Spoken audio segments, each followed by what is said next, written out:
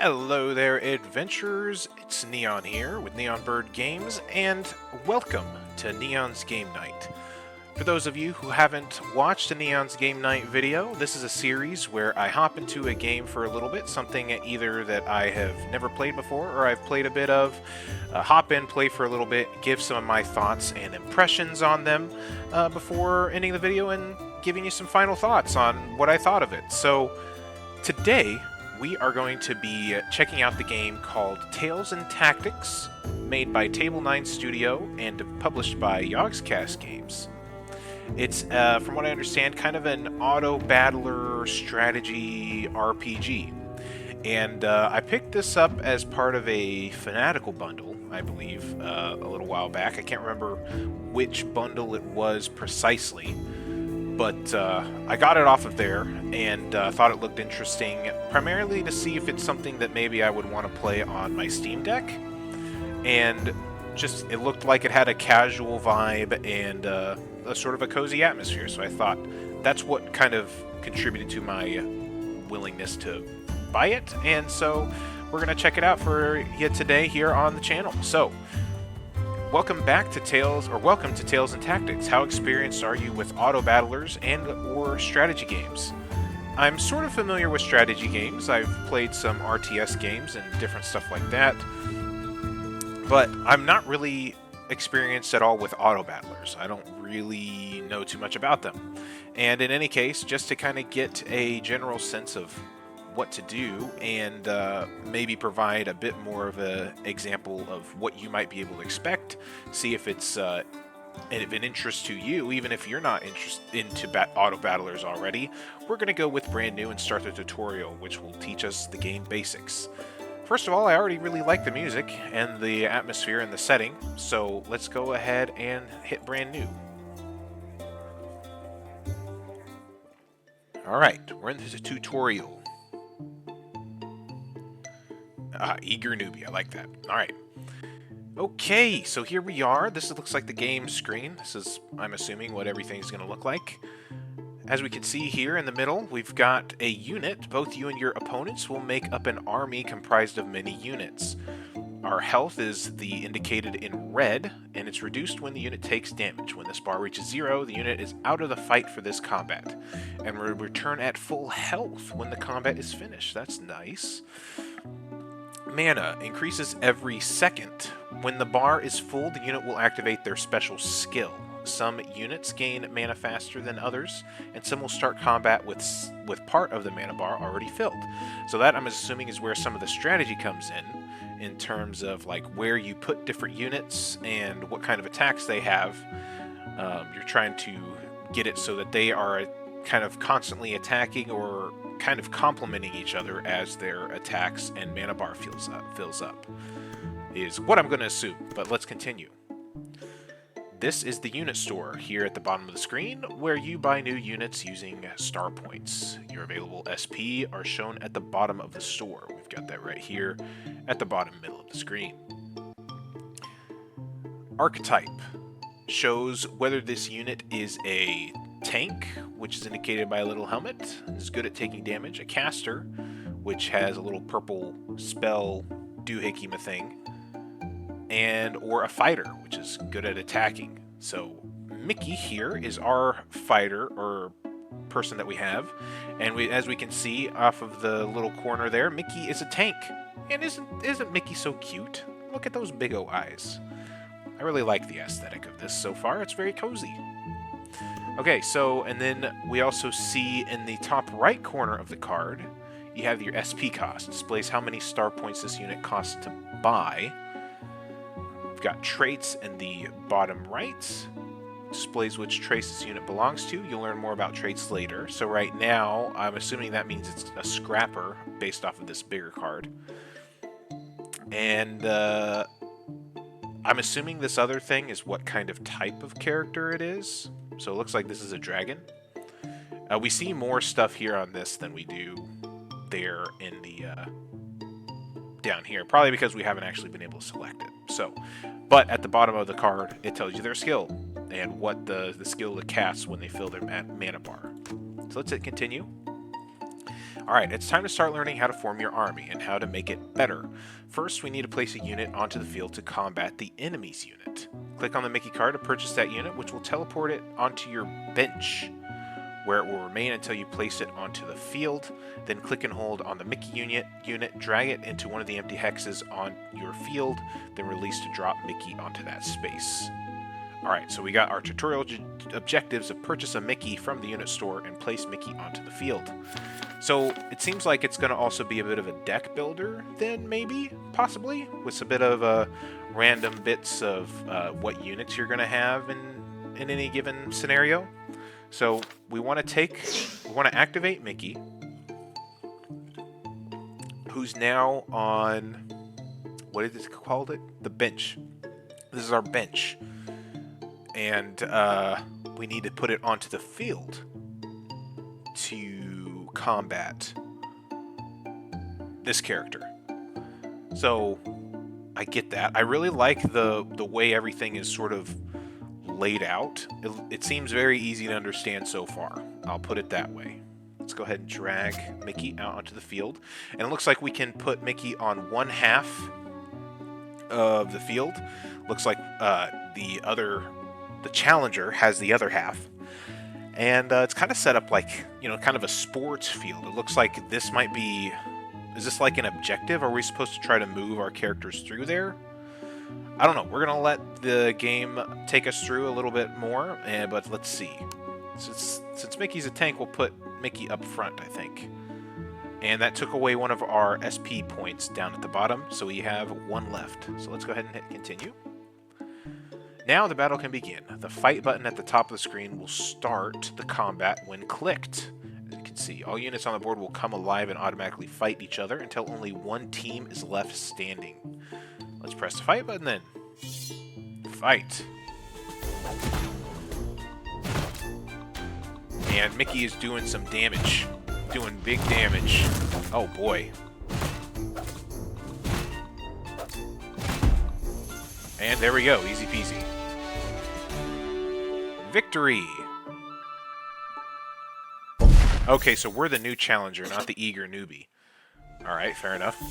The sweet taste of victory. After every combat, you'll earn some important rewards. XP allows you to select a new passive power to enhance your power. Once you have collected enough to level up, you can track how much more XP you need to gain another level in the bar at the top of the screen. So that's up here next to our hearts.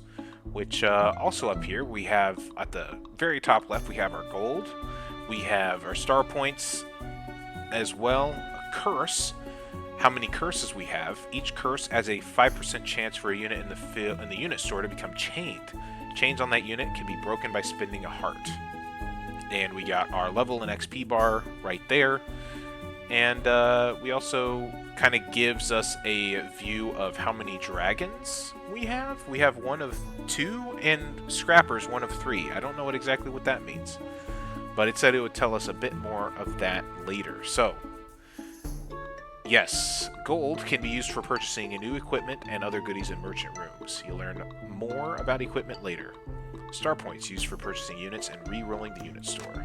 Let's hit continue. And let's travel to tutorial 2 of 4, the Star Student. This lesson will teach you about the first of 3 pillars of army power, merging units. Alright, the enemy has 2 units now. You'll need to match them first, and to do so, you'll need to refresh the unit store.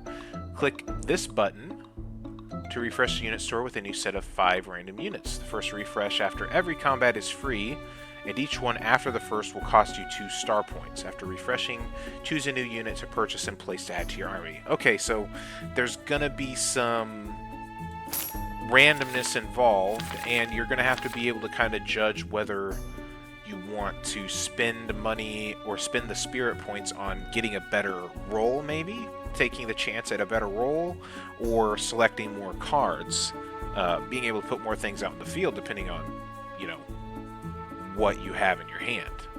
Because I imagine you could get into a situation where you roll too much and then you're not able to put anything out. So choose a new unit to purchase and place to add to our army. Let's see here.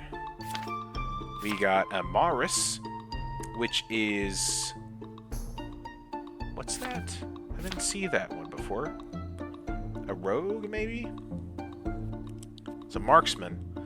It gains a buff that causes attacks to shred health. A Monito is another tank.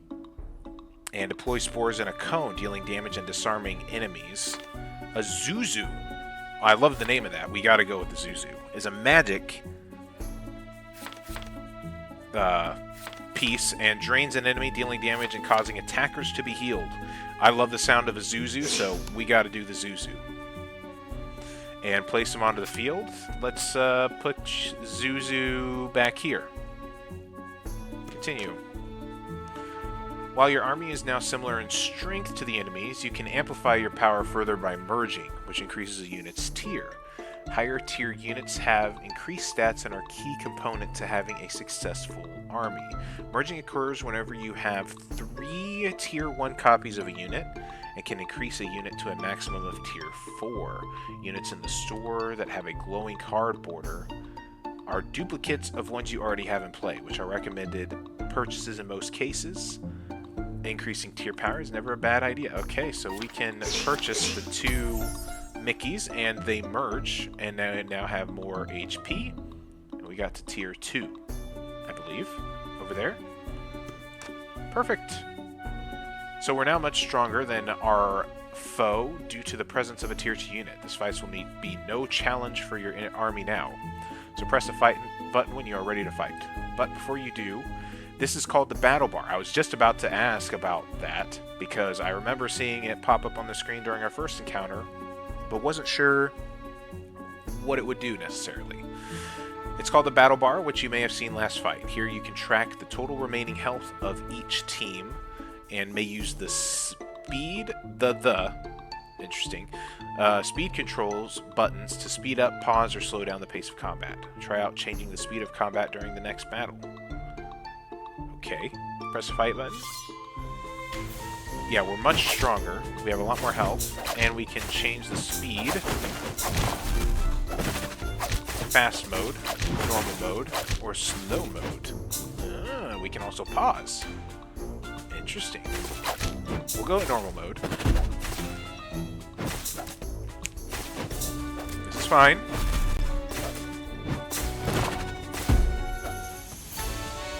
There we go. Another victory. And we got +1 heart. Ooh, we get loot. Okay. We got 8 gold now. We're now up to 12 SP. Alright, tutorial 3 of 4. Let's go. This lesson will teach you about the second pillar of power, trait bonuses. Perfect. So let's go. 3 enemy units this time. Your army will once again need to match them first by placing a 3rd unit. However, rather than choosing a random unit, it's time to learn about traits. On the left of the screen, you'll find a list of traits in your current army. On the left of the screen, Scrapper, Dweller, Beast. Is that what it is? List of traits in your current army, but none are active yet. Hovering over the dragon trait on the left will show it requires 2 dragons to become active. Ah, I see. Let's activate the dragon trait by purchasing and placing Rhyme. The green up arrow over the dragon icon indicates this trait matches one of the traits of the units in your current army. So that's cool. So far, the game is really readable, and I really appreciate that. You can kind of... It seems like a lot of intention was poured into the system mechanics here, and giving you an idea of what you should look at, and plenty of indication while you're playing of what those things mean. So the glowing cards, it means that if I'm just taking a glancing look at my deck, oh, the glowing cards means I can merge some. Once I have this green arrow next to a trait, that means I can contribute to my traits over here. So that's really cool. So first we need to roll, And we get Rhyme. So let's go ahead and purchase Rhyme. And we'll place Rhyme. Like, I guess part of my question is, where does the tactics come into place in terms of where to place them? Rhyme is a shaman, so not a tank, so is a spell person. So it could probably be a bit farther away again.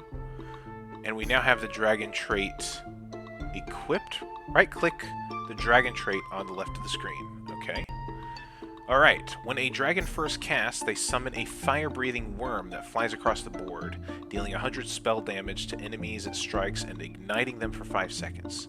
When the worm's fire breath strikes a friendly dragon, they temporarily tear up once per combat. This can make units tier 5. Interesting. Okay. Sweet.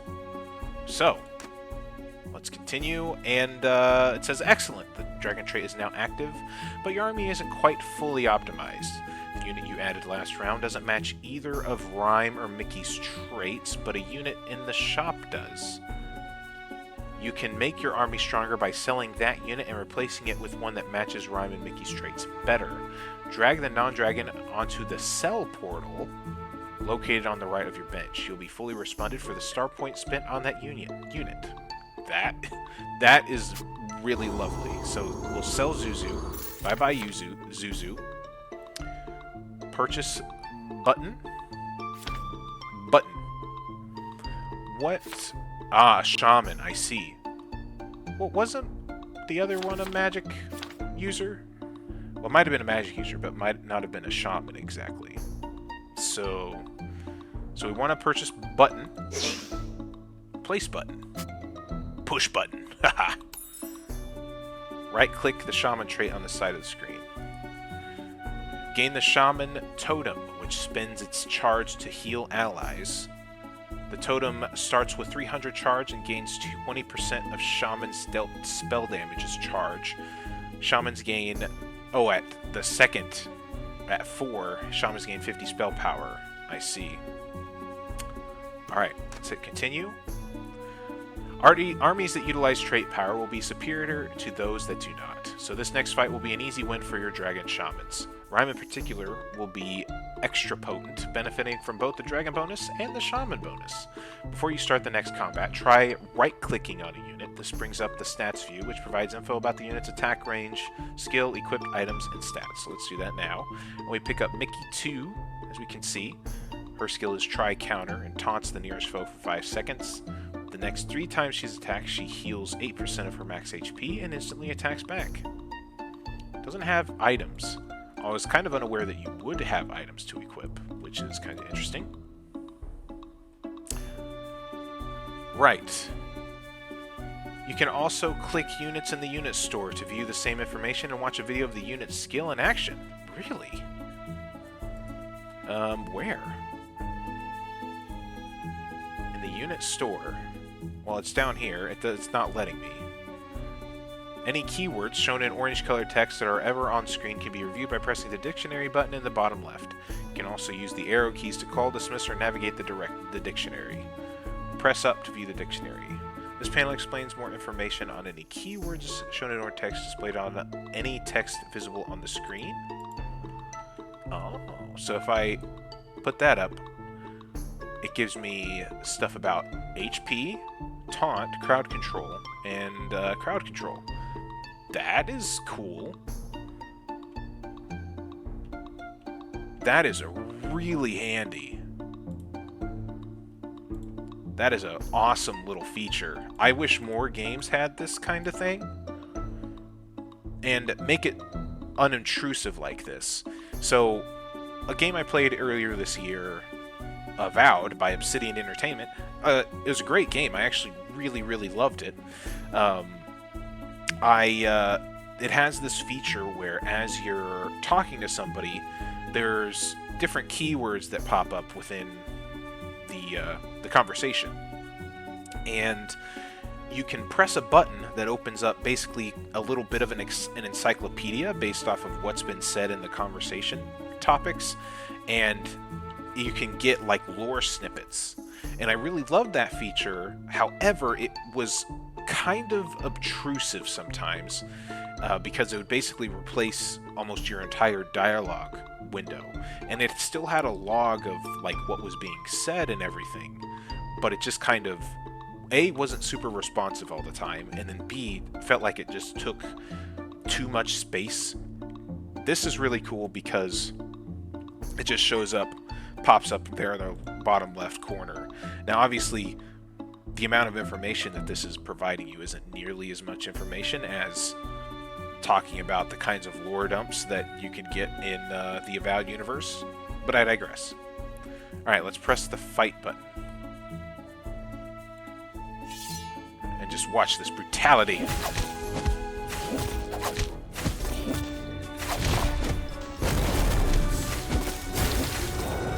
Wow. Okay. Mickey is not doing too hot. But we still came out on top. Perfect. And we've got one final lesson, it looks like. This lesson will teach you about the final pillar of power, equipping items. Hey, I was wondering when we were going to get to that. This will be the final combat room of the tutorial, this time against 4 units, all of whom share traits to some degree. They form up a very respectable force like the ones you'll be facing in a real run. First, you should keep up with the enemy's army growth and find a 4th unit to place. Refresh the store, and then choose any unit you like to add to your army. When deciding which unit to use, consider both. Does this unit go with the traits of your current units? Will it get you closer to activating another trait bonus? Does this unit fill a gap in the archetypes of your army? A good army has a mix of tanks, casters, and fighters if possible. So, let's go ahead and refresh the store here. And so we've got Mickey, who is... Wasn't Mickey a tank? Where does that show up now? Oh yes, Mickey's a tank. Button is a tank. Rhyme is a caster.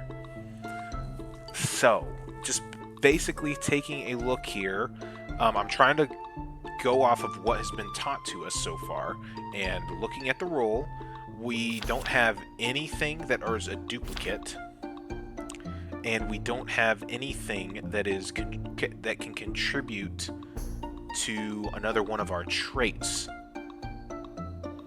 But we do have a lot of SP that we could buy.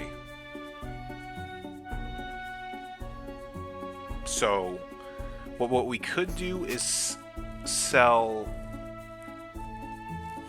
but we have those. That's really nice.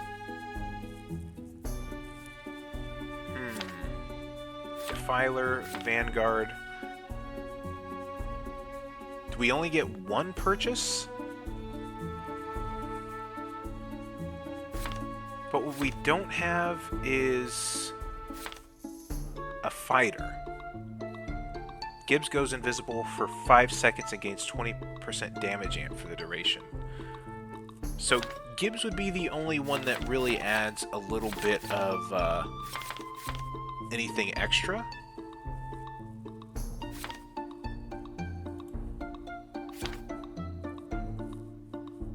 Because there's no other traits that we can really go off of. The only thing that we could do is really diversify our stuff. So let's go ahead and get Gibbs, maybe? Although I guess we can...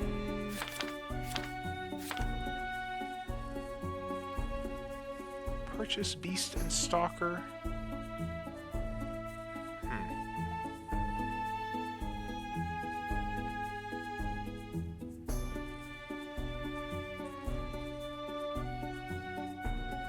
We could probably... what we probably should do, actually, is sell Gibbs. Disabled selling for this. Ah, bollocks. Okay, well... as I was figuring, now that I can see that I can buy more than one, maybe we should... or can I not? I can buy one, I get, more than one. But I don't think I can put on Overflow unit. This unit exceeds your army size limits.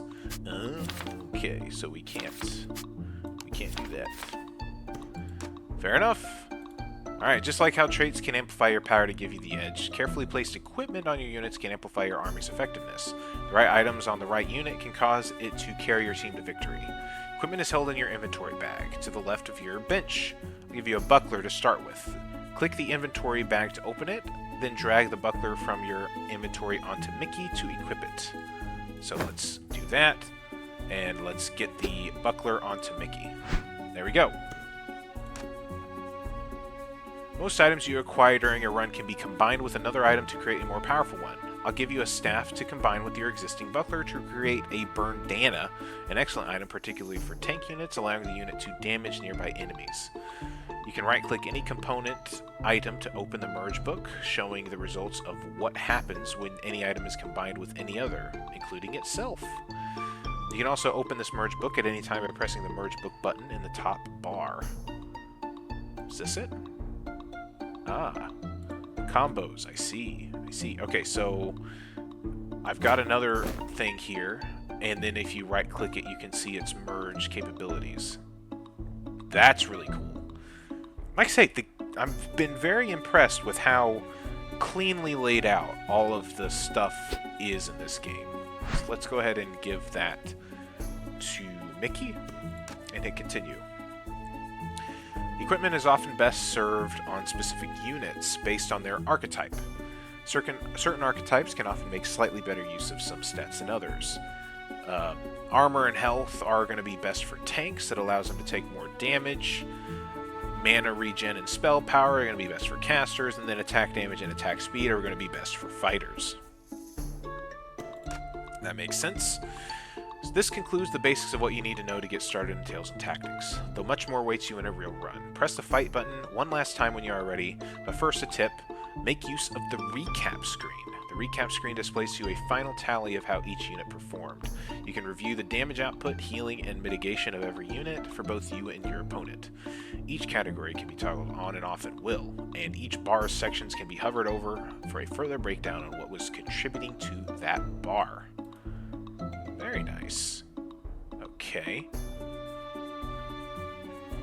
So we kind of split half and half with Rhyme of attack, damage, and skill, and dragon traits. Interesting. Okay. That's some really important and useful information. Now we gotta press some fighting button. Let's see how this goes. I imagine we get some sort of bonus here since it's the tutorial.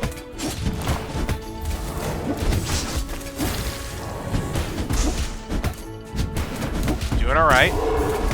Ow. It's okay. We still got some people. Our total power here at the battle bar is still really high. Alright, it's not over yet. The enemy skeleton trait being activate revives the skeletons being active. Okay. Overtime in 8 seconds. I don't know what that means. But I won.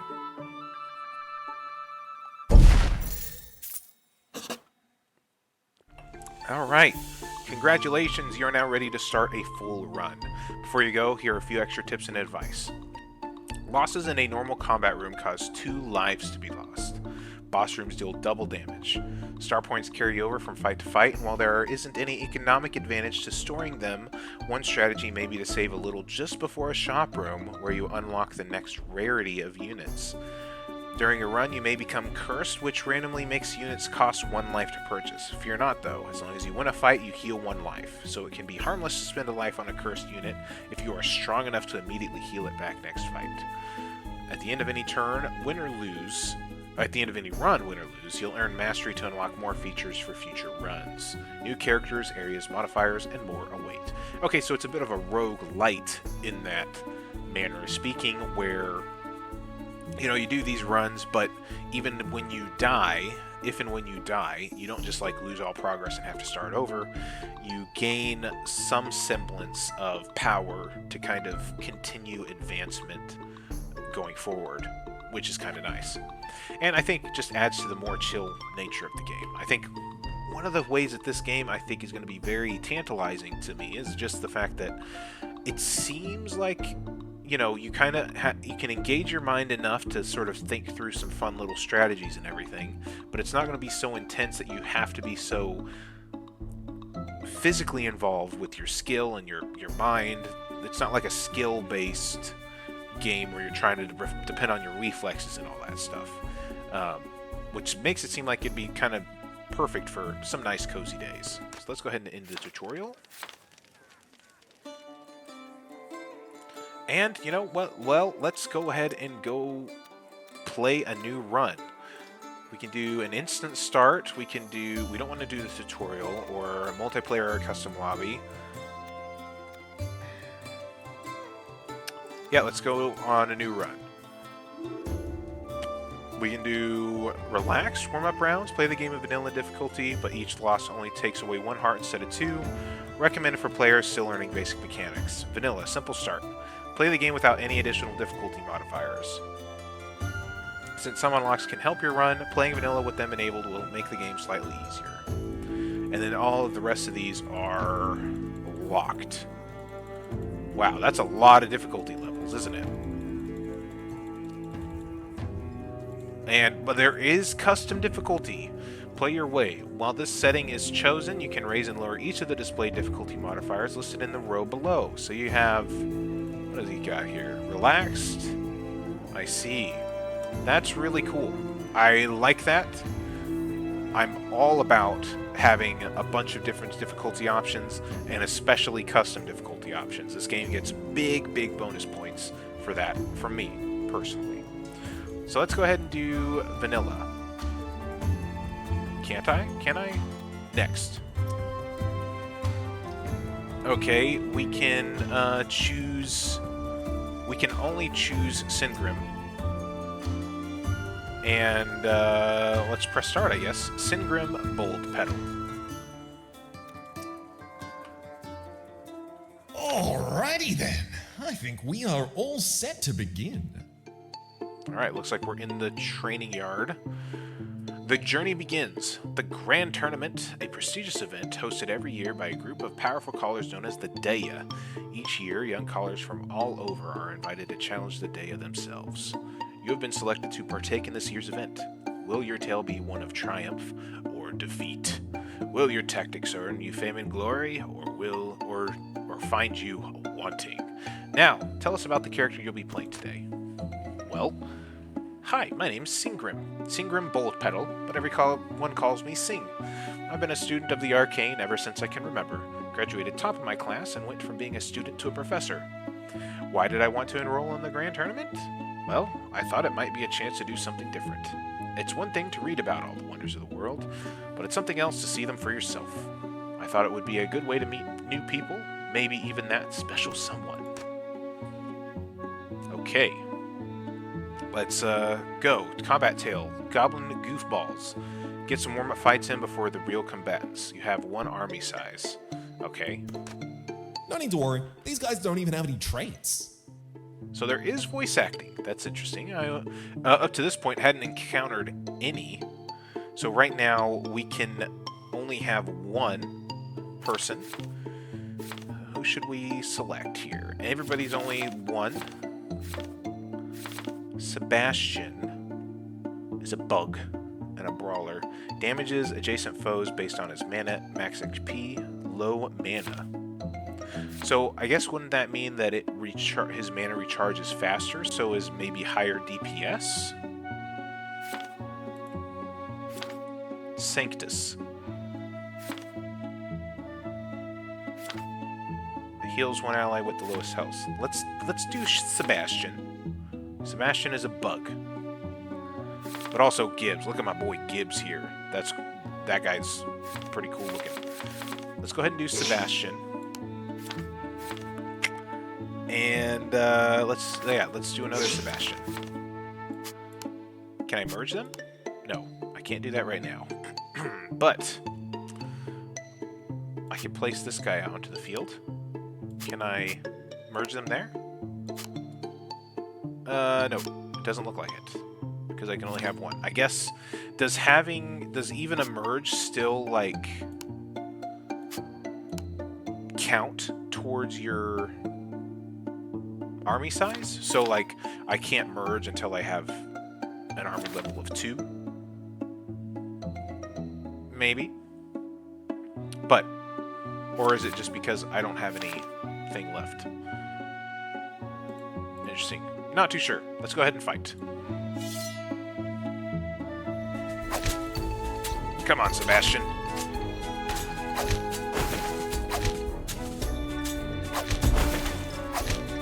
Alright, so far so good.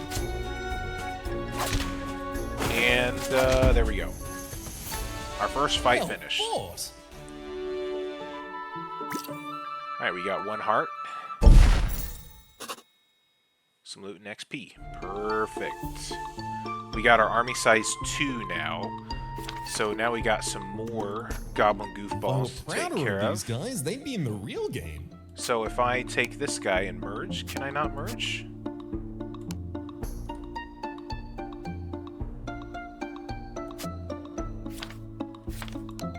Let's go ahead and roll. I don't understand why I can't merge these two right now.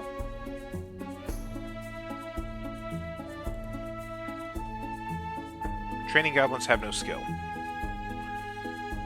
Why? Oh, why can't I, merge?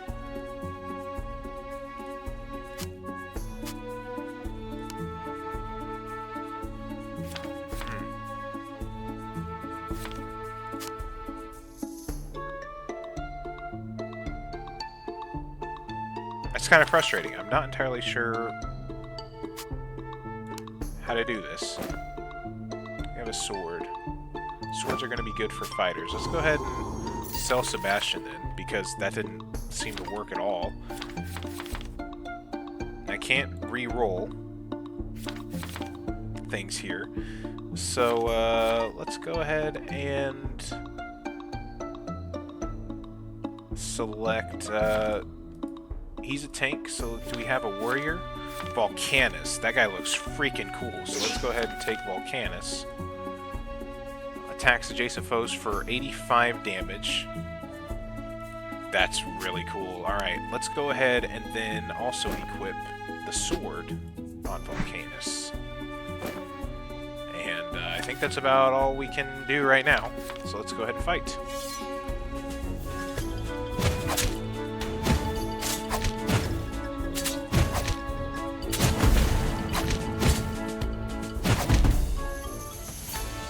Decisive win. It was. Better at this. That was pretty epic. We got another heart back, and we get our loot. Let's go ahead and go to the next one. We now have an army level of 3, and we need to roll. Ah, here we go. Now we have our where we can start contributing to different things. This Zaffin is a demon and contributes to our trait with that guy. Or we have Kefri, which leaps to an enemy, then deals damage bonus against a shield, and contributes to Sebastian's. So let's see what these different things are. We can either contribute to the horror. 7 seconds into combat, the cosmic whispers drive everyone mad, stunning and stifling for 4 seconds.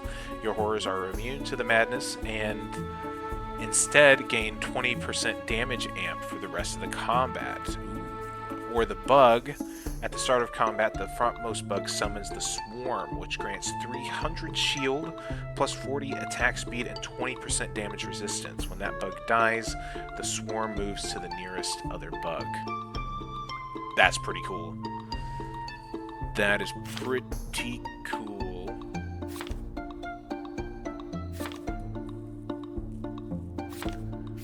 It's a duelist. So they're both fighters. So let's go ahead and do Kefri. Let me place units onto the left side. I see. Let's do that.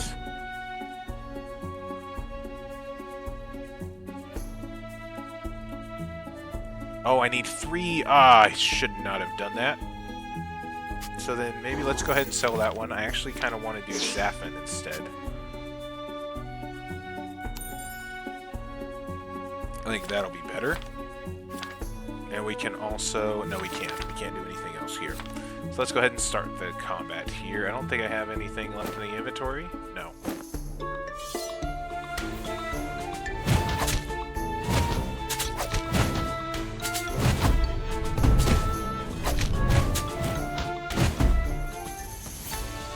All right. Try harder next time to give you a challenge.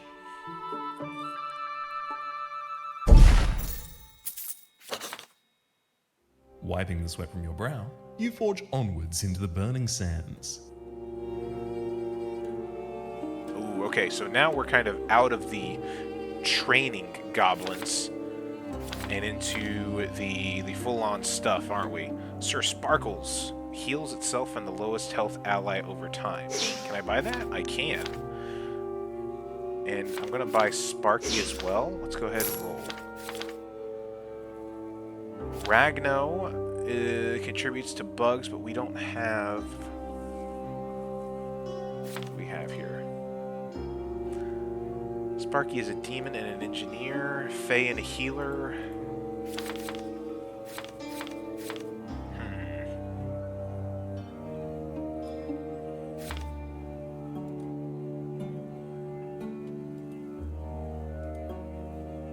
So let's go ahead and put Sparky out there, I think.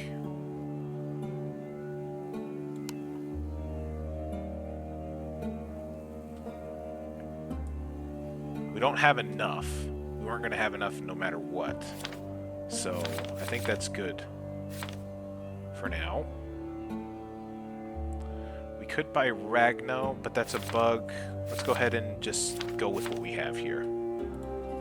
Are you sure your Zaffin is ranged but is placed on the front? Oh, okay. Zaffin.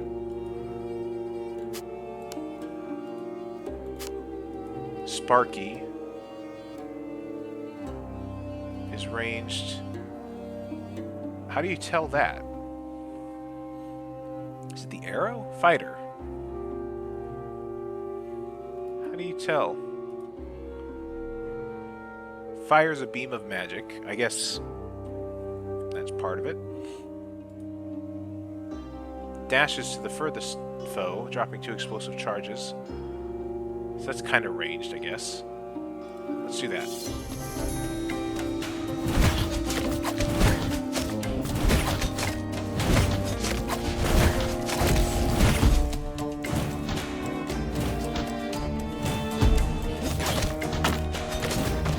Okay, this is not going well. This guy's done a lot of damage to us, actually. Whew. A solid victory. But we came out on top. Very nice. Alright, and now next up we got a road tail. Through the pot of gold, stumble upon a slightly suspicious bundle of loot. Alright, do we got more in here? Drop this on an allied unit to gain any unit you don't have that matches one of its traits. Okay, travel.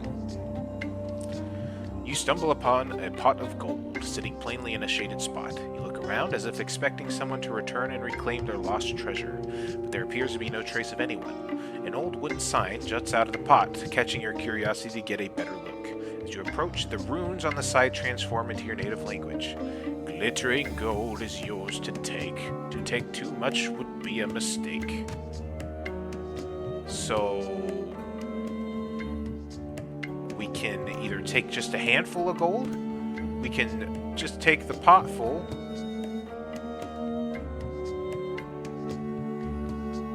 which gets you 20 plus 20 armor, a pot helm, or we can gamble, draw cards for prizes, possibly gain curse. But if we do just a pot full, we also get item store rerolls cost 2 more gold. Let's just take a handful. Sure, you could win, but you could also lose. The gold glitters, almost hypnotically, begging you to fill your pockets. It takes every ounce of willpower to restrain yourself, taking only a handful. Perhaps the sign's warning was more effective than you let on. You wait a few moments, but nothing happens. With a sigh of relief, you quickly pocket the gold and journey onwards towards the grand tournament. Alright, we got a combat tale with Unlucky Lass. Unlucky Lass hasn't been able to find a good army yet, and is stuck with just one active trait. Let's go ahead and travel. Alright. We've got... let's see. Let's go ahead and pull all our guys off.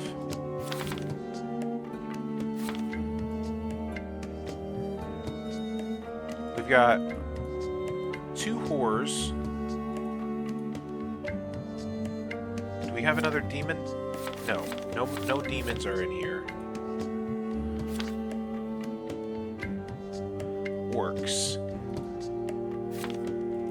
How much to get the traits? I wish it told you like how much it took to get their trait.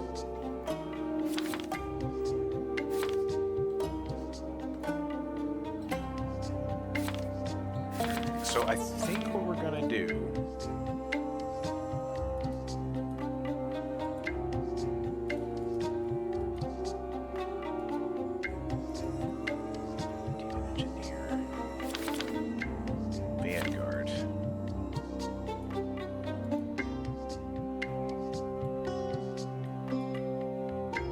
Sebastian and Sir Sparkles.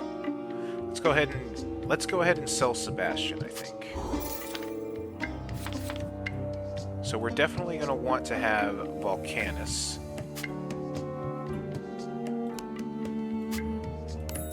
We want them together, so that's one trait complete.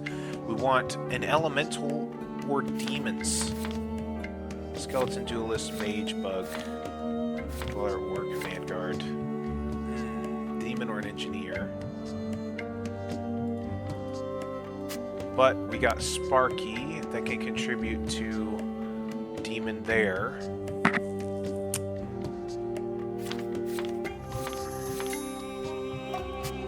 Let's take Sparky off.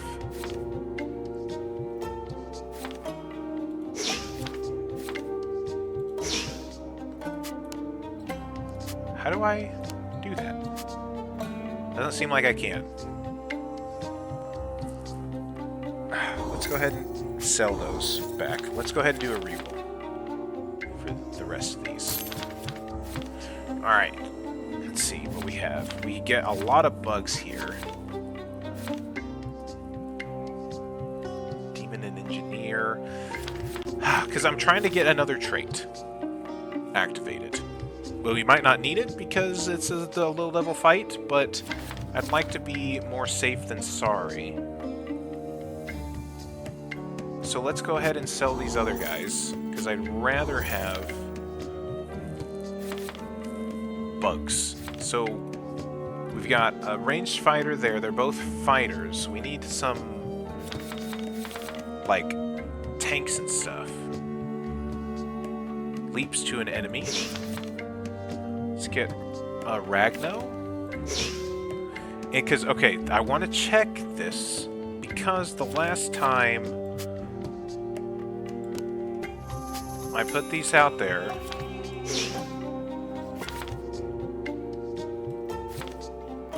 why doesn't it let me merge? There we go. So I needed 2 more, I guess. I see. And so that's all we can do. So we got these guys merged now. We don't have another trait necessarily, but that should be good. Uragno is ranged, but is placed in the front. Let's go ahead and do that then. It's nice that it gives you that bit of information. Oh boy, this guy's got a lot of health. But we've got Sun to see if I can get this back. Ooh. I don't think we're gonna make this. We're doing some good damage though. We're catching up.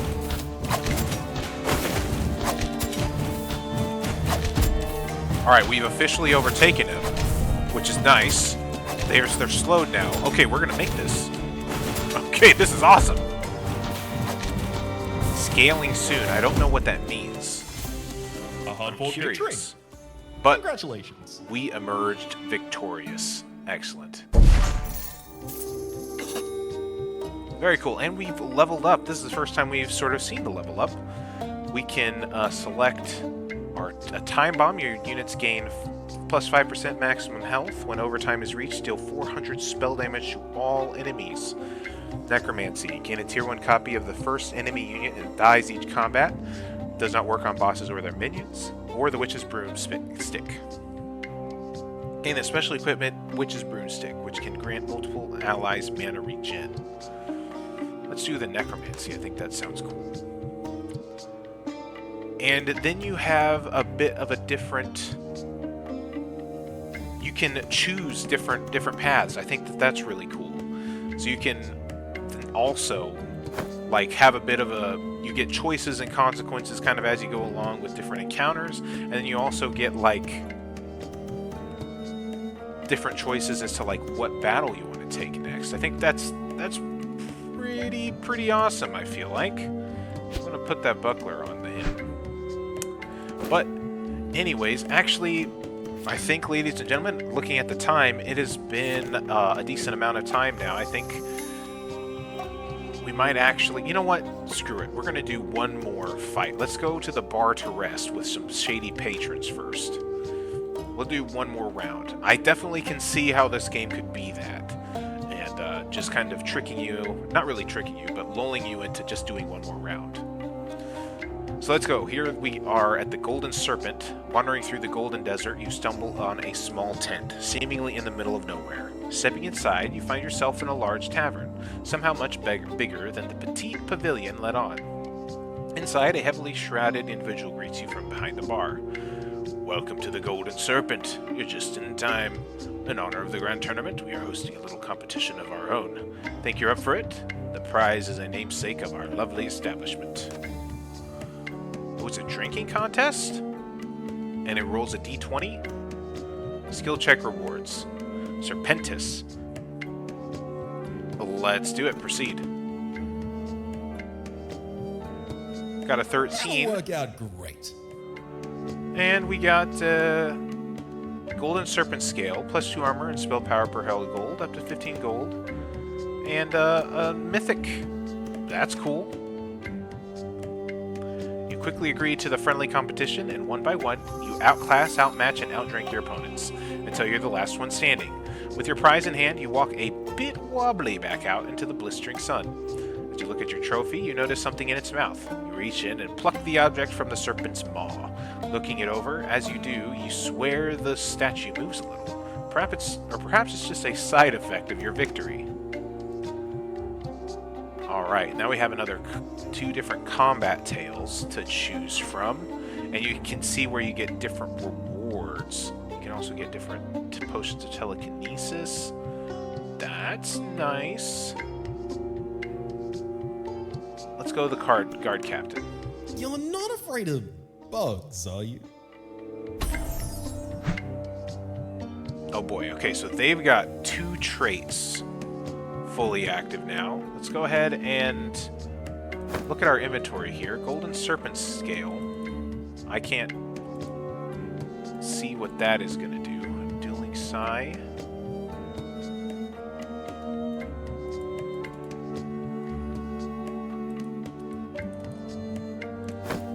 Let's go ahead and roll. I can still only have 4.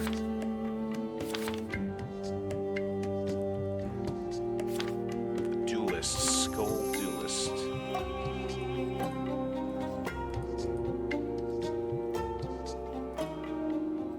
Serpentis is a mythic spellcaster. Can't tell what its traits are, though.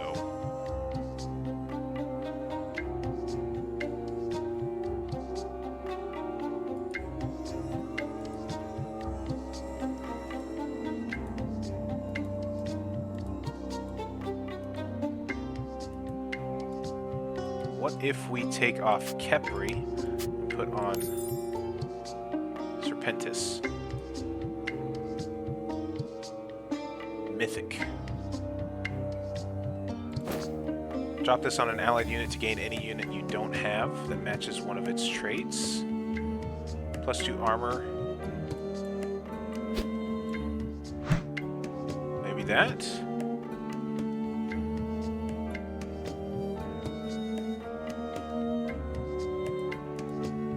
Can we do this on that guy? No eligible units that you don't. Alright.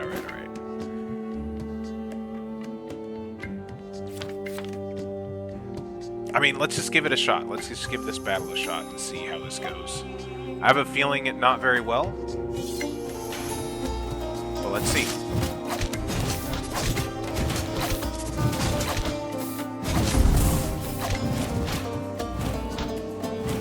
Things are not going too particularly well. However, we should get a clone. Don't we get a clone? Oh no, we're definitely losing here. Not good.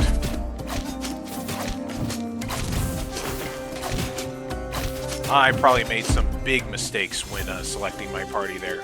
Alright, and so we lost. -2 hearts. Alright, so that isn't the end of the run, though. We can still progress, but that's what losing looks like. I don't really want to go through and lose a whole bunch just to see what happens when we die. So, ladies and gentlemen, I think that's going to be where we're going to have to end off on this video. I want to keep playing, and I think that's a really good sign. Really, when I think about my final thoughts, I think it's a very interesting game, and it's one that I could see myself playing a lot longer than what we have today. It's very relaxing, very sort of simple to understand. It's going to be one of those things that I think has a pretty high skill ceiling, where it's can take a little while to really master, and especially with given all those different difficulty options you had at the beginning, going through custom stuff, you could play this game for quite a while. And I know the deck builders kind of, you know, and I don't know if it's deck building, because I haven't really done any sort of like actual building of the deck. It's just kind of like randomized what cards I can get versus like actually I'm not building my deck from what it seems like. But I really like the UI, the overall gameplay experience is really smooth. And I've just been having a bit of a blast this past hour that we've been playing it, and I hope that if this was interesting to you, that you'll make sure to give them a look over on Steam. I'll put a link to the game down in the description down below and all that. But ladies and gentlemen, this has been Tales and Tactics here on Neon's Game Night. Hope you enjoyed the video. If you liked the video, consider liking and subscribing, and let me know how I'm doing in the comments section down below. But other than that, guys, I will catch you all in the next video. Cheers.